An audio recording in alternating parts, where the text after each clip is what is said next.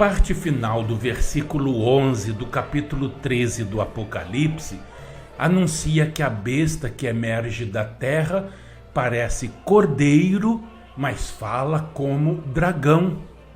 Vamos então procurar entender essa colocação. O que é parecer cordeiro? Bom, já vimos que essa besta se refere ao governo dos Estados Unidos da América do Norte. Esse símbolo se refere a este país.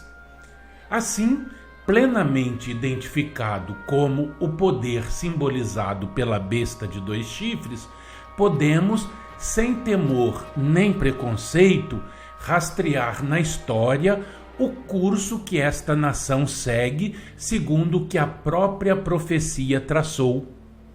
Ao fazê-lo, observemos de novo que o dragão, o primeiro elo nesta cadeia profética, foi incansável perseguidor da Igreja de Deus. A besta, semelhante ao leopardo que o seguia, foi igualmente um poder perseguidor, ceifando durante 1260 anos milhões de vidas de seguidores do Cristo. Ao chegarmos à besta com 2 chifres semelhantes ao do cordeiro, é dito que falava como dragão. Isto não pode senão significar que em algum momento mudará sua natureza de cordeiro para dragão, de modo a falar como dragão e agir como teria agido o dragão anteriormente. Uma nação nascida tão pacificamente e consagrada a princípios de governo tão nobres, passando a assumir a natureza das bestas que a precederam e com isso rebaixando-se ao ponto de perseguir o povo de Deus.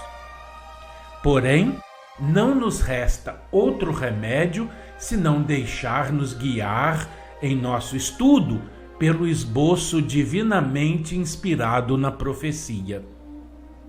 Visto que os Estados Unidos são o poder visado por este símbolo que fala como o dragão, segue-se que este governo há de promulgar leis injustas e opressoras contra a profissão e prática religiosas de alguns dos seus cidadãos, a ponto de merecer o nome de poder perseguidor. Agora, versículo 12. Exerce toda a autoridade da primeira besta na sua presença. Faz com que a terra e os seus habitantes adorem a primeira besta, cuja ferida mortal fora curada. Ela exerce um poder perseguidor. Esta nação não apenas fala como dragão, mas também se declara que exerce toda a autoridade da primeira besta na sua presença. Se lançarmos um olhar retrospectivo, vamos descobrir que a primeira besta é a besta semelhante ao leopardo, o símbolo do papado. A única conclusão que se pode tirar é que uma nação chamada protestante exercerá o poder perseguidor do papado e, portanto, virá a ser pseudo-protestante, quer dizer, o falso profeta mencionado no Apocalipse, no capítulo 19, versículo 20, e explicado assim: esta nação exerce o poder coagindo o povo sob sua jurisdição a que adorem a primeira besta, o papado. A palavra grega traduzida aqui por adorar é muito significativa, pois o verbo indica que dirige-se a alguém, neste caso, o papado, ou seu titular, o Papa. Geralmente é traduzido como render homenagem, prostrar-se diante de. Esta adoração deve significar a submissão das nações à autoridade e decreto das pessoas a quem tributam homenagem. Tal é o quadro que a profecia apresenta com respeito à adoração tributada ao papado por um povo chamado protestante. Vimos que a nação norte-americana foi fundada na liberdade. A mão de Deus acompanhou a homens nobres e tementes a Deus que lançaram os fundamentos da nova nação.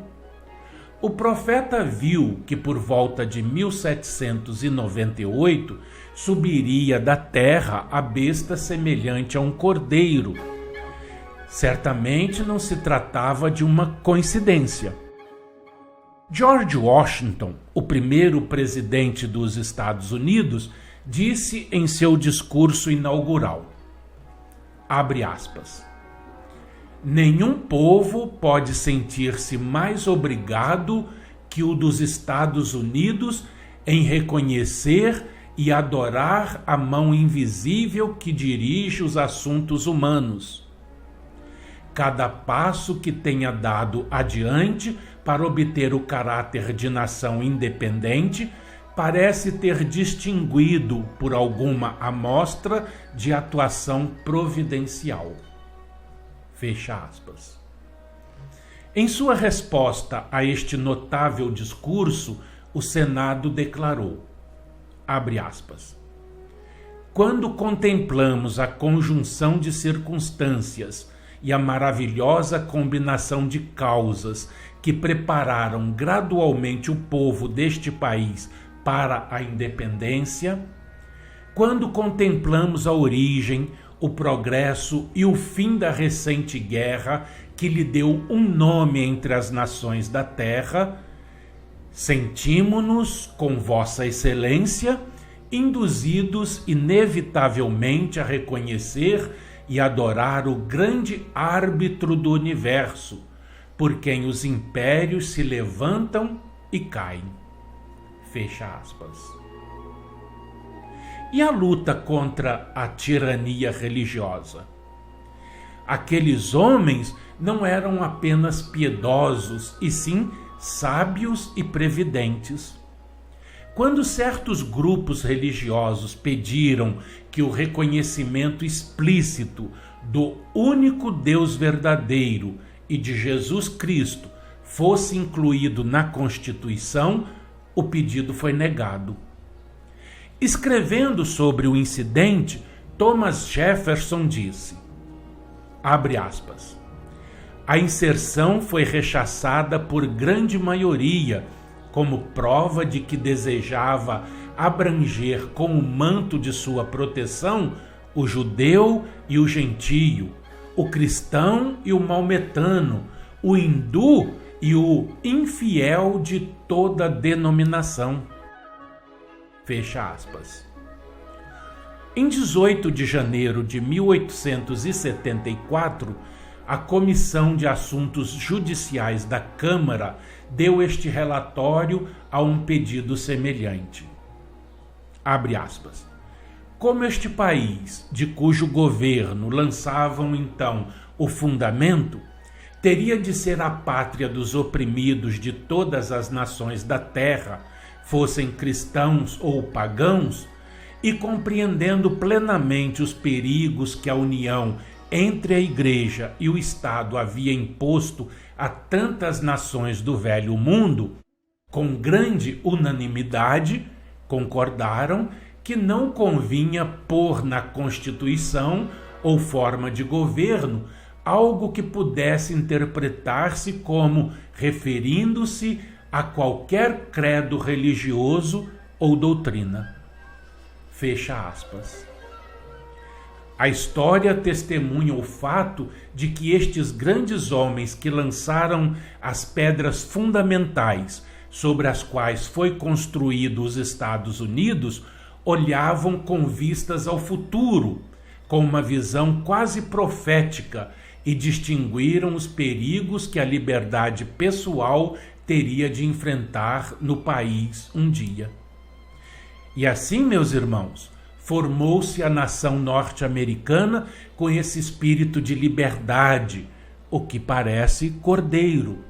Mas a profecia segue, pois anuncia que esse poder falava como dragão. E no próximo programa nós vamos continuar este ponto para entendermos bem a profecia do Apocalipse. Até lá e um fraternal abraço.